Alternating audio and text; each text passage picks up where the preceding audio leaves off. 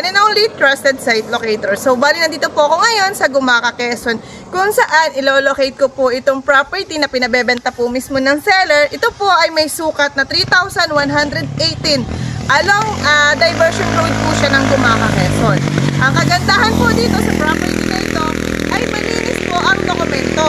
Buhay po ang nasa titulo. Ito po ay may frontage ng almost 50 to 60 meters po. Bali, ito po ay paparelocate namin sa Saturday. So, ito po ay ino-offer ni seller ng 6 million pesos po ang kabuuhan. At ang pinaka-good news po, doon naman po sa hindi kayang bumili ng kabuuhan ito, pwede po kami mag-offer ng open cut para po sa mga property na gustong bumili ng small cut lang po. Available din po ito. Doon po sa mga gusto po ng 100 square meter, 200 or 300. At kung kaya nyo po ang 500 square meter, pwede po ito sa inyo. Kaya ano pa pong iniintay nyo? Tara, samahan nyo po ako, iikutin ko yung property. So, bali yung frontage po natin sa pinupuntahan po ng mismong seller, dun po. Bali itong property po natin, itatawid pa po ng kalsada. Hanggang dun po sa may malaking puno ng nyug na yan, kung saan nakikita nyo po, tsaka malaking puno po ng kahoy na yan, may tabi po ng kawayan. Sako pa rin po natin yung kabilang property. So, kabing-anan po itong ating property na ibinebenta. So, makikita niyo po yung mismong may-ari nandun siya sa location kung saan pinupuntahan niya po yung pinakang-boundary-han. Kumbaga, yung po doon tumagtilig sa kabila po doon. So, yung po sa atin pa po ito, papunta po tayo sa kaloob. So, yun po sa pwesto ng may-ari, makikita niyo po, yan. Pinupahan niyo. Yan po yung pwesto, yan po yung simula hanggang dun sa may poste po ng kuryente na nakikita nyo po dyan. Yan. So, yan po yung ating frontage. Nasa 50 to 80 meters pa po yan. So, mahaba po yung frontage natin dito sa harapan. Tumawid po tayo na kalsada. Kaya po dun sa mga naghahanap po ng commercial area or pwede pong residential, ito po yung pwede namin i-offer sa inyo. So, ang kagandahan nito, napakalapit lang po natin sa mismong bayan ng Gumaca. Malapit po tayo sa Jollibee Hospital at saka po sa eskwelahan. So, ang layo lang po natin ay almost 5 kilometers. So, mula po doon ulit sa pwesto ni seller, hanggang dito po, yan po yung frontage naman po ng kabilang property. So, at least ay malinaw po para sa inyo kung asan yung pwesto ng ating property at ano yung frontage niya. Then papasukin naman po namin ng seller yung mismong looban. Ang kagandahan po dito ay clean title po ito, TCT po. Kaya wala po tayong magiging problema. Ako din po mismo yung magka-transfer para po dun sa makakabili. Natitira dito. Okay po. More or less mga 2 to 300 square meters. Yan po nandyan. Okay, sige po. So, makikita nyo po na yan, sa may mga gusto pong bumili, nag-open cut naman po kami para dun sa hindi daw po afford bumili ng kabuuhan. So, kung kayo po ay bibili at least 300 square meter, 100 square meter, pwede po agad kayong tumawag sa amin kasi ito po ay ipapa-relocate na po nung mismong may-ari at Tapos ito, pabubuldoser ko itong pagitang ito, kausap ko na yung may-ari, yung 2 meter sa kanila, yung 2 meter sa akin, magkakaroon ng kalsada, papasok hanggang sa kabilang kalsada ng barangay road. Dalawang kalsada po dito, isang diversion at isang barangay road. Yun. So, pasok po. Dyan, isa pa. So, ito, Kap, yung ano po natin dito, ito pong mga lupa, itatabo natin dito sa may mababang park. Itong bundok na ito, itatabon dito. So, maganda po. May papasukan sila na lahat ay may kalsada. Paikot ng kalsada. Paikot ng kalsada dahil ang dulo po nito ay barangay road. So, ito po yung pinakanlooban. Makikita nyo po. Ang kagandahan dito, meron po ito ng source ng kuryente, tsaka po source ng tubig. May kuryente. May poste po tayo dyan, may source din tayo ng tubig. At ang kagandahan, meron po itong cellphone signal. So, papasukin pa natin pinakanlooban. Bali, itong si seller mismo po ay talaga agresibo pag-develop nitong property.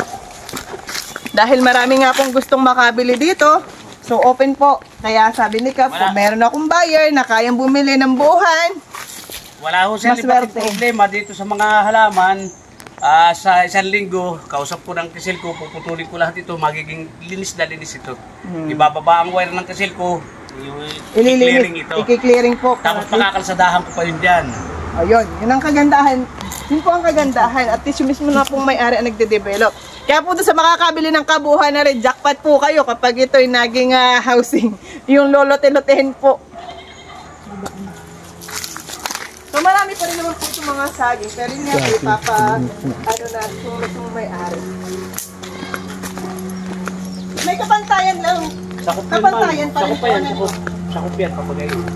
So itong ating location, yun nga po makikita nyo, may bandang malalim po yan. Pero sabi nga po, mismo may-ari, pakubulbusal niya at yung bundok, siyang itatabon po dyan sa mababang parting yan. Then itong part naman po ito ay halos kapantayan na po. Bahayan na ito. Oo. Papakita ko rin po sa inyo yung pinakang barangay road na sinasabi. Para po at least ay makita nyo rin yung kabuuhan.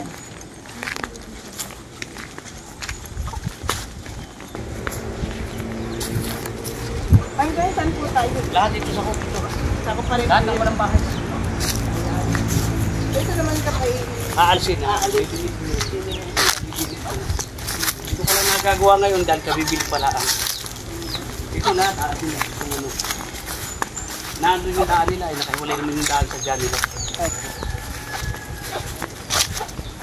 So at least ito sako pa rin. Lahat yan, lahat ng nandun ang patoy. Yung patoy hindi na sakop. Oo. Kumbaga, labas na ng property. Daanan nila yung patoy. So ito yung barangay road na ito, saan ang punta po yan? Din din sa dulo. Yung doon po. Resort yun na andun eh. Resort yun nandun. Pero ang lampasan yan, ipapaliwanag ko.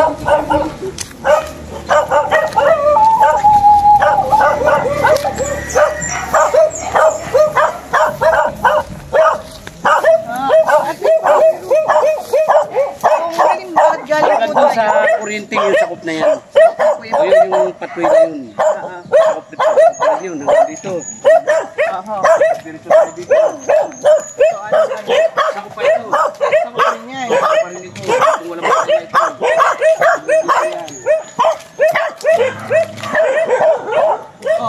Kaya ang kagandahan po dito, pag galing po kayo sa mismong bayan po ng Gumaka, meron po tayong daan na barangay road papasok dito sa property. Pasok po ang 4 wheels. Kung gusto nyo naman, galing kayong Maynila, doon naman po tayo sa diversion road. So, pasok pa rin po. Talaga pinatapasan mo na po ano? Ano saan tayo dyan, sir? Dito sa bakod na ito. Dito sa bakod na ito. Ayan yung boundary natin. Boundary, papuntayan doon sa kukunin yan. So, sakop pa rin natin yan. Tapos dito, bubulwag yung kalsada sinasabi ko, dito kakat yung grader. Yung bulldozer dito, kakat ng kalsada, itatabon din dyan. Kasama niya diretso sa kalsas. Eh dito lahat ng matatanggal na lupa, doon ang tambak niya sa may malalim na part. Ito hindi na gagalawin, maganda na yan. Oo, kasi kapantayan po ito ay. O dito wala nang gagalawin, basta daan lang, kaunting-kaunti lang. Pero yung naandun sa bundok na yung tabon lahat doon. Tabon lahat. So doon sa makakabili po nito, swerte nyo. Doon sa makakabili po ng kabuuan, jackpot po kayo. At doon naman po sa, kung hindi man po agad dito mabibili ng buo, at lote-lote po, sa mga makakabili po ng lote-lote, jackpot din po kayo kasi malapit kayo sa bayan. Nasa posisyon na rin ang pagpapaluti-luti ko. Ayun nga po, yun nga po, hanggat hindi na, kung wala pong makakabili ng buo, tuloy ang proseso. Tuloy pa ang proseso, i-open cut po ito ni Cap kung saan lolote-lotehin po niya. Dahil siya po mismo ang aalsin na rin niya, mga lahat na yan, pagbaba ng wire. Okay. Ngayon, pag naman gusto nilang bilhin ng buo, automatic, nakalista naman yung gastos ko, yun ang aabunuhan nila, develop na. Ayan, bali sobrang ingay lang po namin kanina, kasama ko po yung seller, kasi tinuturo niya po sa amin yung mga pag-itan, yung mga boundaries, para po at least aware kayo dun sa pag-itan tsaka dun sa mga frontage. Then sinasabi na rin po niya yung ginagawa niyang development. So ito po makikita niyo yung pwesto ko po ngayon ay Barangay Road. Galing po tayo dun sa mismong bayan po ng Gumaka, mas malapit po tayo. Nasa 4 kilometers away lang po tayo pag galing po tayo sa bayan mismo ng Gumaka. Then dun sa kabila naman po ay diversion road naman po yun ng Gumaka, kung saan mas malaki po ang frontage ng property doon sa harapan po. So yun po ay binebenta ni Cap. Pag dun po sa bibili ng mga lote-lote or ng 100 square meter, 200 to 500, So yun po ibinebenta niya ng 3.5 per square meter po. Kaya ano pa pong iniintay nyo? Grab it now before it's too late. So ito po ay malinis ang dokumento, malapit po tayo sa bayan, malapit po tayo sa eskwelahan, sa ospital, at ang kagandahan po, access po ang 4 wheels. Kaya, buy now! Thank you all for watching this here video. Please like and subscribe and follow.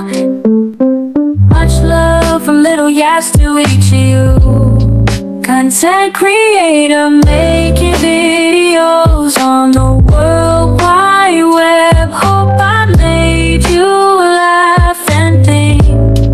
Get out of your head to be live or to enter the chat. That is the question. Thank you to every followers in each nation. Read every comment from the good to the bad. Y'all trolls can catch me outside. How about that? The web da da da da da da da da da da da da. Yeah. Come da da da da da da da. Da da da da da da da da da da da da. Thank you all for watching this here video. Please like and subscribe.